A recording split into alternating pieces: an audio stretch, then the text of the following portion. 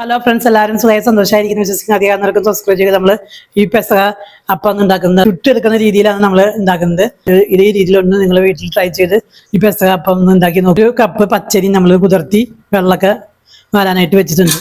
ഉഴുന്ന് വറുത്തെടുത്തേക്ക് കൂടുതൽ ടേസ്റ്റ് കിട്ടും. മിക്സിയുടെ ജാറിലേക്ക് അത് ചേർത്ത് കൊടുക്കുക. ഇതൊന്ന് പൊടിച്ചെടുക്കണം. ഇതൊക്കെ നന്നായിട്ട് ഒരു പാത്രത്തിലേക്ക് ഇട്ട് കൊടുക്കുക.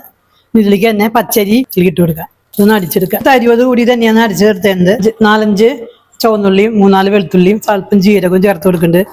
അരയാൻ വേണ്ടിയിട്ട് തേങ്ങ ഇടുന്നുണ്ട്. അതിൽ സ്വല്പം തേങ്ങ ഇട്ടിട്ട് ഒന്ന് ചതച്ചെടുക്കുക. ചതച്ചത് ഇട്ട് കൊടുക്കുക.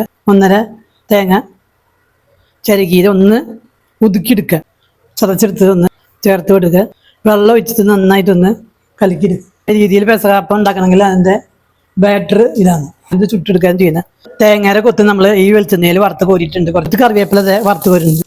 തേങ്ങാ കൊത്തും ഉള്ളി മുരിച്ചതും കറിവേപ്പില കുറച്ച് വെന്ത് വന്നിട്ടുണ്ട്. അരപ്പം അങ്ങനെ ശരിയായിട്ടുണ്ട്. എല്ലാം നന്നായി കൂട്ടിയതിൻ്റെ ഇളക്കുക. കുറച്ച് വെളിച്ചെണ്ണ തടവി കൊടുക്കുക. ഇങ്ങനെ ചുട്ടെടുക്കുക.